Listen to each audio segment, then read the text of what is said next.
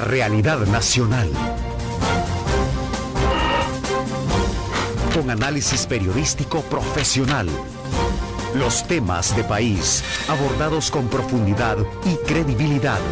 Esto y más es su programa de opinión, Diálogo con Ernesto López. Esta mañana, como les había dicho el día de ayer, vamos a hablar de la propuesta y ese replanteamiento en cuanto a la posición que asume la fórmula presidencial del Partido Arena de cara a tratar el tema de la delincuencia. De hecho, a 3 semanas para las elecciones presidenciales, todo apunta que el partido ha replanteado su estrategia de mensaje de cómo afrontar la delincuencia si gana los comicios presidenciales el 9 de marzo. De hecho, se adelantó a presentar un equipo de trabajo compuesto por notables personajes, expertos en el tema, y donde se habla de reavivar el Consejo Nacional de Seguridad Pública que desapareció en el actual gobierno. Un tema sin duda muy sensible, sobre todo ante el repunte de homicidios que en los últimos días el país ha sufrido y que de alguna manera pues esto ha traído consigo nuevamente el tema de si funciona o no funciona la tregua entre pandillas y si los discursos electorales de alguna manera pues están apuntando a darle viabilidad, sostenibilidad o a prácticamente dejarla sin efecto. Hoy vamos a hacer un análisis al respecto con el candidato presidencial de Arena, el doctor Norman Quijano, y también el doctor Francisco Bertrán Galindo, quien es miembro del equipo de asesor en materia de políticas de seguridad. Acompáñenme.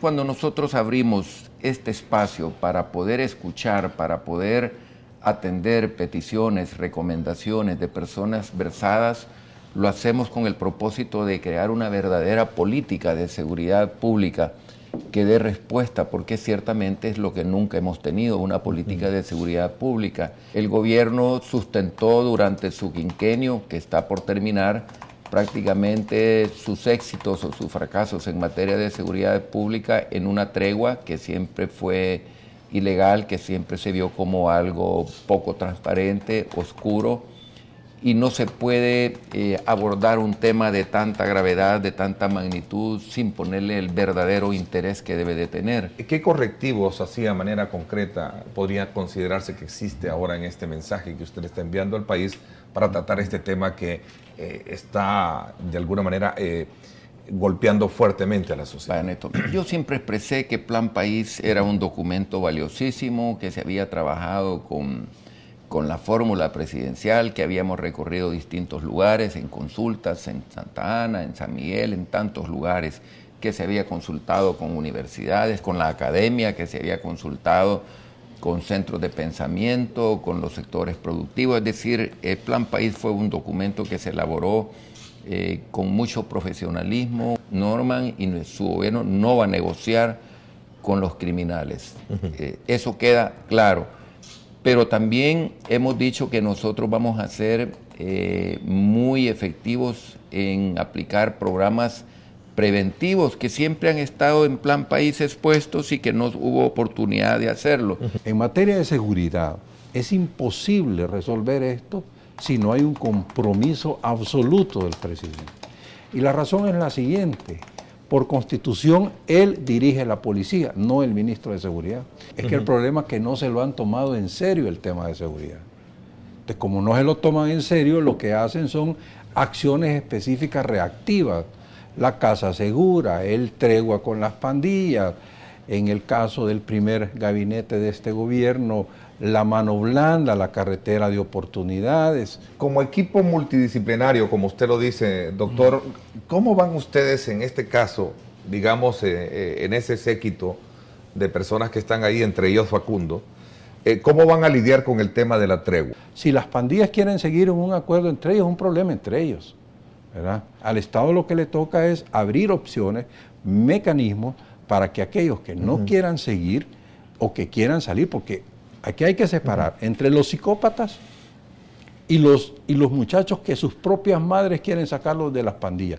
¿Será que esa forma de pensar, entendería yo que es bastante coincidente con la que tiene en este caso Facundo Guardado, y de quien usted, doctor Quijano, dijo que lo quiere ver al frente de materia de seguridad, ¿será que tienen otra percepción ideológica para saber cómo tratar el tema de la pobreza, el tema de la delincuencia? Yo le he pedido a Facundo y te quiero decir que me ha aceptado quizás la responsabilidad más grande dentro de un aparato de gobierno es una cartera tan estratégica como la de seguridad pública.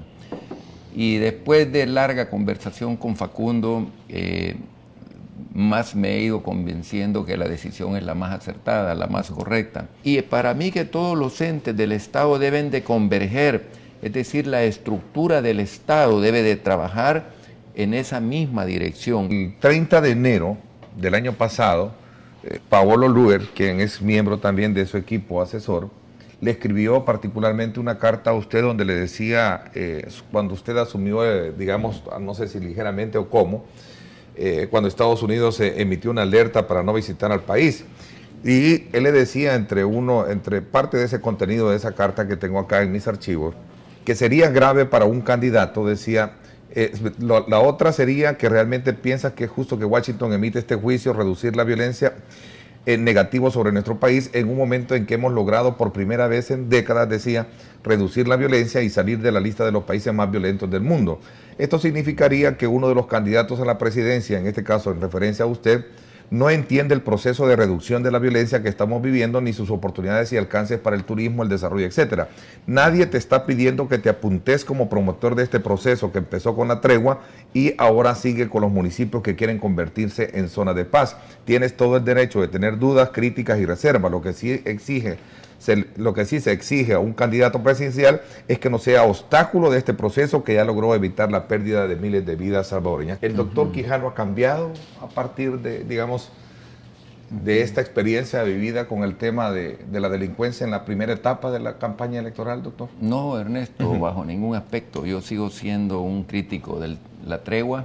La tregua ciertamente se le escondieron al ciudadano todos los pormenores. ¿Crees tú que una criminalidad tan desbordada como la que tenemos en el país se puede combatir en esas condiciones? No se puede.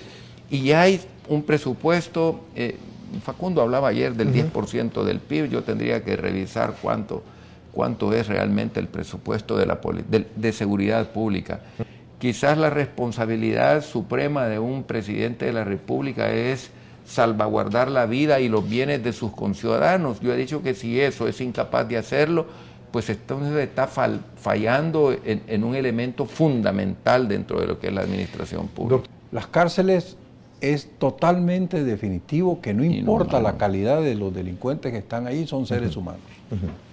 Y las condiciones que tienen son realmente malas. Han sido desbordada la capacidad. Allá hay una violación permanente de los derechos humanos, por muy delincuentes que sean, pero son seres humanos. De acuerdo. Y entonces ahí hay que trabajar.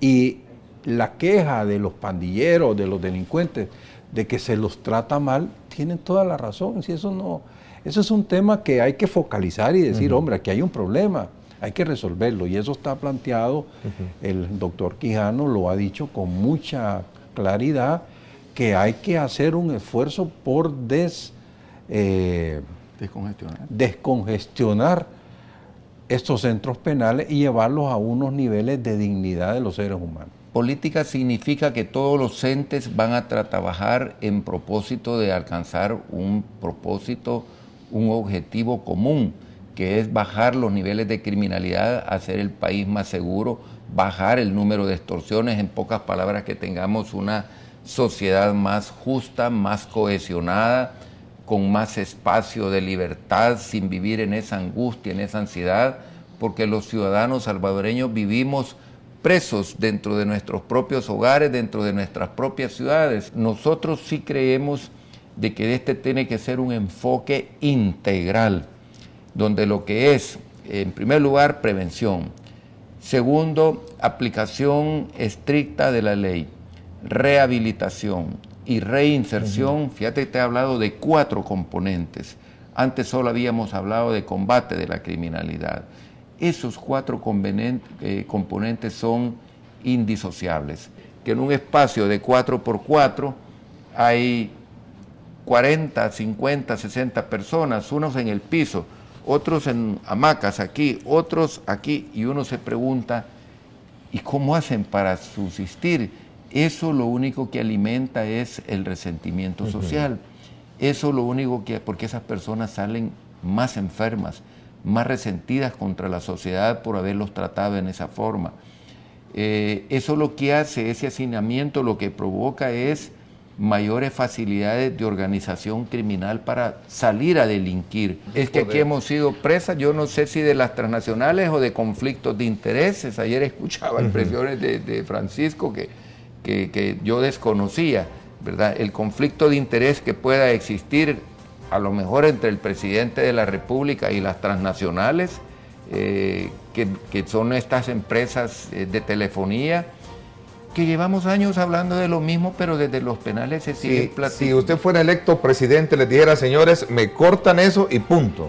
Mira, aunque tenga que dejar 2 o 3 cuadras alrededor sin señal de celulares, si eso va a impedir de que se planifiquen asesinatos, secuestros y todo tipo de delitos dentro de centros penitenciales, haré lo que tenga que hacer, y a eso me refería con mi expresión.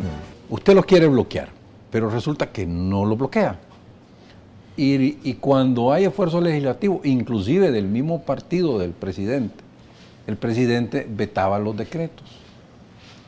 Todos los decretos que han tenido que ver con telefonía han sido vetados por el presidente. Y casi todos han sido motivados por el mismo frente.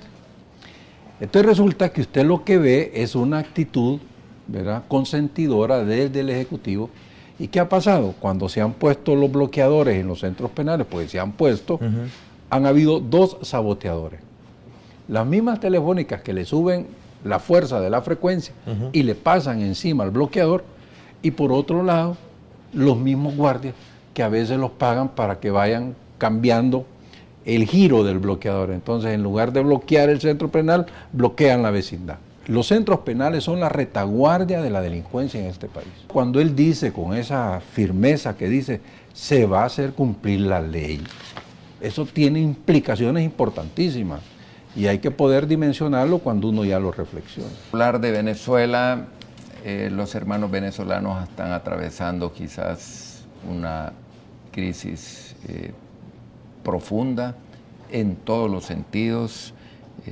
Supermercados desabastecidos, altísima polarización social, una inflación galopante de más del 56%, pero sobre todo una sociedad profundamente dividida y confrontada, que es donde siempre han sido exitosos los marxistas, en dividir a las clases sociales entre ricos y pobres y alimentar ese odio, y es ese odio de clase que al final de cuentas lo único que te trae es confrontación. El candidato expresa que Venezuela será el faro que va a iluminar a las naciones de América.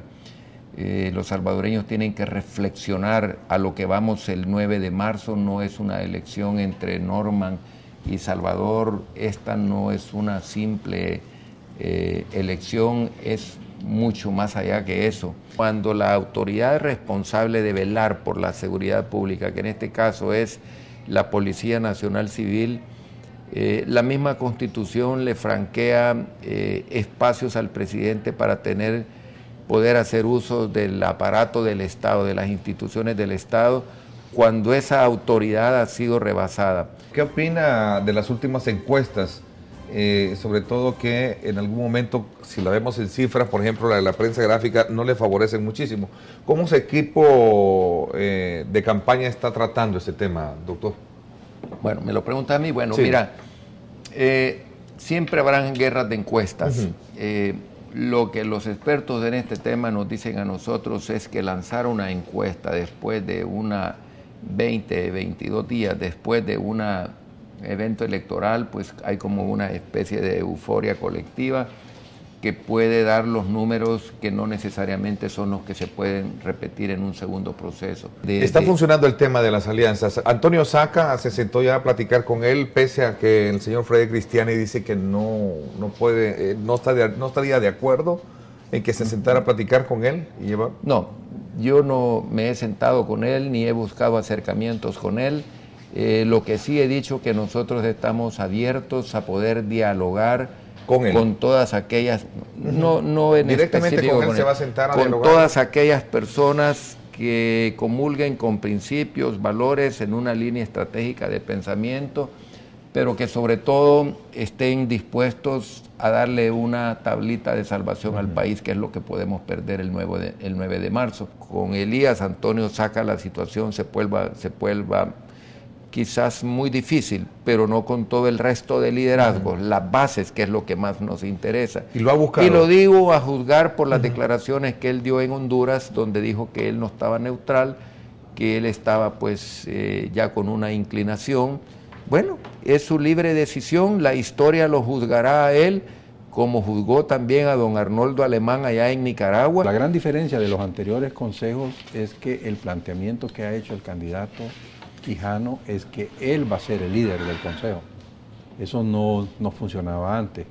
Antes había sido o el ministro de Seguridad o en su momento autónomamente cuando fue Salvador Samayoa. La realidad nacional. Con análisis periodístico profesional. Los temas de país abordados con profundidad y credibilidad. Esto y más es su programa de opinión, Diálogo con Ernesto López.